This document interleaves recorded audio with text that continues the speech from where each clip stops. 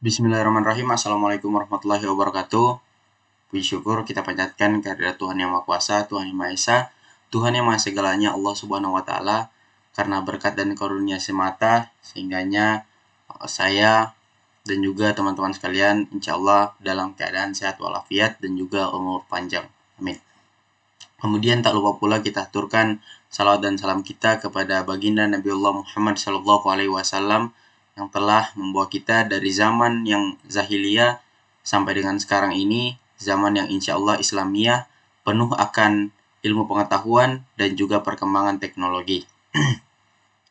Yang saya hormati Pak Nur Akbar, Muhammad Nur Akbar, SPD MPD, selaku dosen pengampuh mata kuliah Ilmu Alamiah Dasar yang telah memberikan saya kesempatan untuk mengikuti ujian akhir semester pada mata kuliah ini. Izinkan saya memperkenalkan, nama saya Zulfikar Buntuan dengan NIM 111420064. Saya dari kelas 3A, jurusan Bimbingan dan Konseling, Fakultas Ilmu Pendidikan, Universitas Negeri Gorontalo. Pada kesempatan kali ini, tujuan saya membuat video ini untuk memenuhi UAS atau ujian akhir semester pada mata kuliah Ilmu Alamiah Dasar dengan memaparkan dan juga mempresentasikan materi yang telah diberikan oleh dosen pengampuh pada pertemuan-pertemuan sebelumnya. Nah, yang pertama adalah manusia dan lingkungannya. Nah, di sini ada pengertian manusia dan lingkungan. Jadi, manusia adalah makhluk hidup ciptaan Tuhan dengan segala fungsi dan potensinya yang tunduk kepada aturan hukum alam, mengalami kelahiran, pertumbuhan, perkembangan, mati, dan seterusnya, serta terkait dengan berinteraksi dengan alam dan lingkungannya dalam sebuah hubungan timbal balik positif maupun negatif. Lingkungan adalah segala sesuatu yang ada di sekitar manusia yang mempengaruhi perkembangan kehidupan manusia baik secara langsung maupun tidak langsung. Nah, jadi antara manusia dan lingkungan ini memang mempunyai suatu hubungan yang erat dan juga mempunyai suatu bisa dikatakan suatu hubungan yang memang sudah pada kodratnya. Nah, jadi tinggal bagaimana manusia menjaga lingkungan dan juga alam yang ada di sekitar kehidupannya agar kemudian memiliki timbal balik yang positif antara manusia dan juga alam lingkungan yang ada di sekitar manusia itu sendiri. Nah, kemudian manusia ini juga yang akan menjaga dan juga bagaimana mengelola misalnya lingkungan dan juga alam yang ada di sekitarnya. Nah, seperti yang telah dijelaskan di sini, manusia itu terkait dan juga berinteraksi dengan alam dan lingkungannya dalam sebuah hubungan timbal balik positif maupun negatif. Nah, jadi tinggal bagaimana manusia atau individu ini memberikan hal-hal yang positif kepada alam dan juga lingkungan dan juga tidak melakukan hal-hal yang sebaliknya atau hal-hal yang negatif kepada alam dan juga lingkungan yang ada di sekitar manusia itu sendiri. Agar kemudian kedua antara manusia dan juga alam ini mencapai yang namanya simbiosis mutualisme atau yang sama-sama menguntungkan dan juga tidak ada pihak yang dirugikan. Nah, mungkin itu singkat dari penjelasan terkait dengan manusia dan lingkungan ini. Kurang lebih secara umum seperti itu antara keterkaitan manusia dan juga lingkungan ini. Intinya manusia ini sangat berpengaruh di dalam lingkungan dan juga lingkungan juga berpengaruh besar pada perkembangan dan juga proses pertumbuhan dari manusia ini. Kita juga sebagai mahasiswa bimbingan dan konseling mempelajari bagaimana proses perkembangan manusia dari anak-anak sampai dewasa dan kemudian sampai dengan usia lanjut. Kita mempelajari hal-hal tersebut. Dan di dalam hal-hal tersebut tidak pernah terlepas dari yang namanya lingkungan. Lingkungan keluarga, lingkungan pertemanan, dan juga lingkungan sekitar yang ada di sekitar manusia itu sendiri. Jadi manusia itu perkembangannya itu sangat-sangat dipengaruhi oleh lingkungan ini. Jadi tidak terlepas dari lingkungan ini. Maka dari itu, kita juga sebagai mahasiswa bimbingan konseling perlu untuk mempelajari ilmu alamiah dasar ini dalam manusia dan juga lingkungan ini. Kemudian ada sumber daya alam dan lingkungannya. Di sini ada sedikit pengertian sumber daya alam dan lingkungan hidup. Sumber daya alam adalah potensi sumber daya yang terkandung dalam bumi, air, dan dirgantara yang dapat dimanfaatkan untuk memenuhi kebutuhan dan kepentingan manusia. Sumber daya alam berkaitan dengan lingkungan hidup karena lingkungan hidup merupakan kesatuan ruang dengan semua benda, daya, keadaan, dan makhluk hidup, termasuk manusia dan perilakunya, yang mempengaruhi keberlangsungan peri kehidupan dan kesejahteraan manusia serta makhluk hidup lain. Nah, tadi telah dibahas keterkaitan antara manusia dan juga lingkungan. Nah, di sini mungkin agak lebih spesifik lagi karena membahas tentang sumber daya alam dan lingkungannya, dan di sini juga tidak terlepas dari yang namanya manusia. Karena manusia ini adalah individu atau salah satu um, apa um, apa namanya salah satu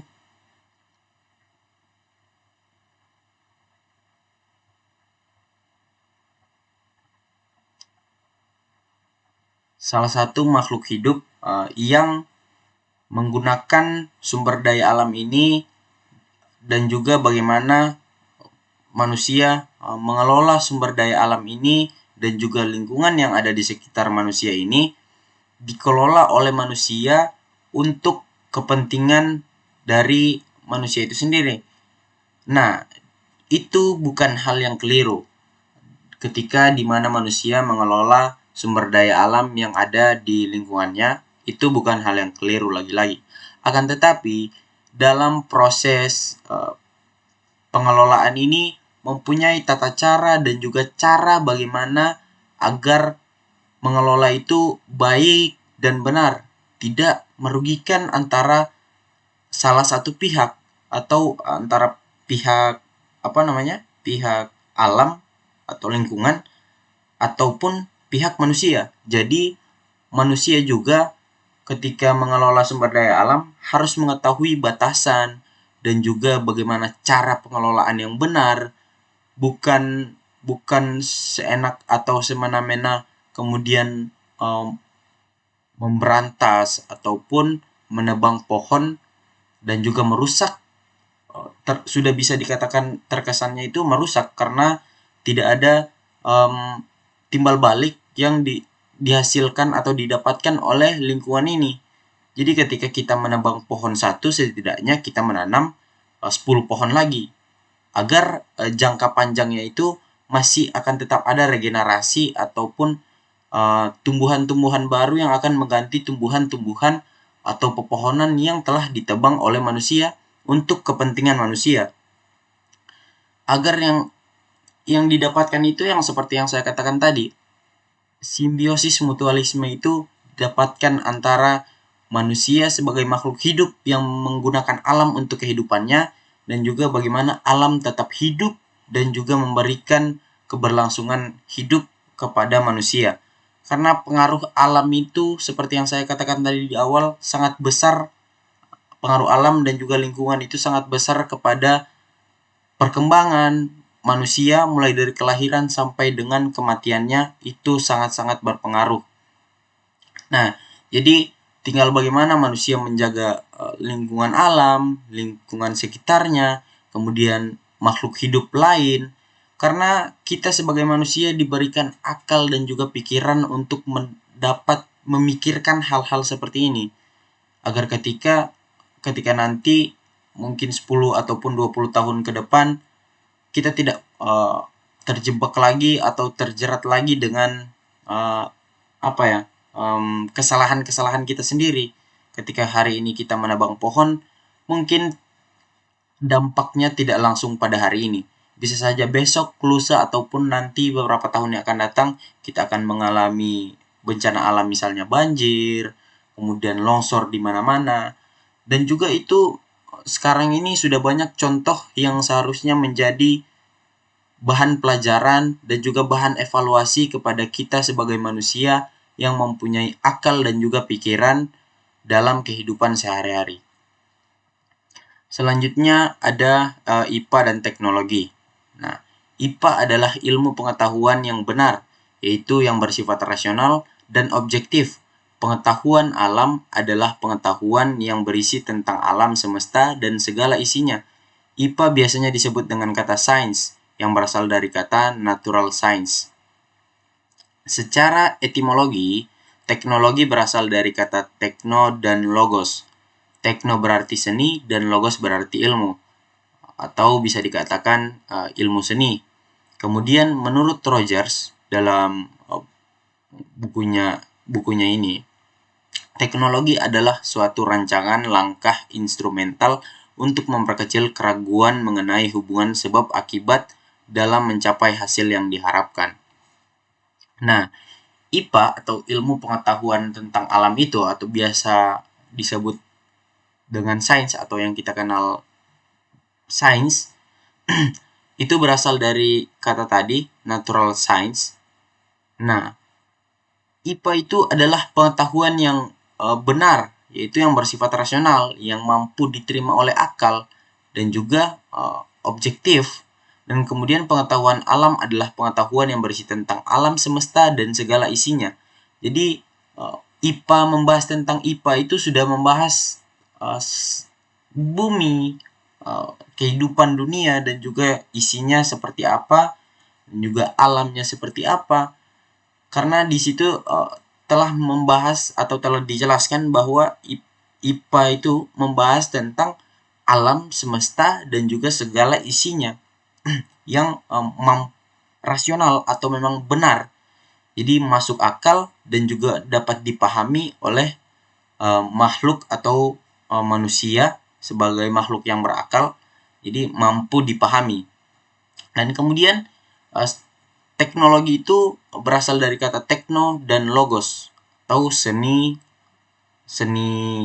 ilmu seni. Dan kemudian ada juga yang katanya menurut Rogers itu teknologi adalah suatu rancangan langkah instrumental untuk memperkecil keraguan mengenai hubungan sebab akibat dalam mencapai hasil yang diharapkan. Nah, teknologi ini juga yang menjadi poin utama dalam perkembangan zaman, terutama pada era sekarang ini, itu era atau masa 4.0 yang dimana perkembangan teknologi naik dengan pesat dan juga bisa dikatakan ada plus minusnya ketika teknologi ini muncul. Ada plus minusnya, mulai dari ada beberapa manusia yang bekerja misalnya sebagai contohnya adalah kantor pos atau pos yang mengantar surat-surat itu sekarang itu sudah berkurang sangat-sangat drastis karena dipengaruhi oleh teknologi ini sendiri. Karena teknologi sekarang sudah berkembang dengan pesat, bagaimana cara kita berinteraksi sesama manusia atau makhluk sosial, kita bisa berinteraksi lewat handphone, laptop, dan lain sebagainya, alat-alat komunikasi lain, kita bisa berinteraksi jarak jauh. Jadi tidak ada lagi yang namanya surat-surat, mungkin tinggal beberapa saja dokumen-dokumen penting yang bisa dikirimkan lewat kantor pos, misalnya contohnya suatu instansi. Akan tetapi tidak kalah juga teknologi ini. Jadi bisa saja kita membuat suatu file dokumen yang dalam bentuk Word ataupun dokumen PDF. Kemudian itu yang kita kirimkan kepada tempat ataupun instansi yang kita tuju lewat email dan lain sebagainya, lewat inbox. Nah, ketika kita kirimkan itu, nanti di sana kemudian diolah dan juga diproses dan kemudian di print out sebagai yang telah menjadi sebuah kertas satu kesatuan, yang telah menjadi hard copy. Jadi kurang lebih seperti itu penjelasan singkat dari saya terkait dengan 3 materi ini. Saya rasa ketika kita akan membahas dan juga menjelaskan secara terperinci satu persatu, akan memakan waktu yang sangat-sangat lama, dan juga tentunya perlu juga referensi-referensi yang lebih lagi untuk membahas hal-hal ini. Karena ini masih membahas mendasar saja terkait dengan pengertiannya dan juga kesinambungannya atau hubungan antara satu ilmu atau satu pengetahuan dengan pengetahuan yang lain. Nah, kurang lebih itu dari saya, dan juga saya memohon maaf jika ada salah kata ataupun pemilihan diksi kata yang kurang tepat. Saya mohon maaf, dan juga lagi-lagi saya mengucapkan terima kasih kepada dosen pengampuh mata kuliah Ilmu Alamiah Dasar. Dalam hal ini dosen pengampuhnya adalah Pak Muhammad Nur Akbar. Terima kasih Pak. Dan juga saya ucapkan terima kasih kepada seluruh teman-teman dan juga mahasiswa mungkin ataupun masyarakat, teman-teman penonton yang telah menonton, dan insya Allah bisa paham apa yang telah saya sampaikan. Juga jika ada kesalahan, itu datangnya dari saya, dan juga jika ada yang benar, insya Allah dapat sama-sama kita aplikasikan dalam kehidupan sehari-hari kita, dan kebenaran itu datang dari Allah Subhanahu wa Ta'ala. Terima kasih. Lagi-lagi saya mohon maaf. Wallahul muwaffiq ila aqwamit thoriq. Wassalamualaikum warahmatullahi wabarakatuh.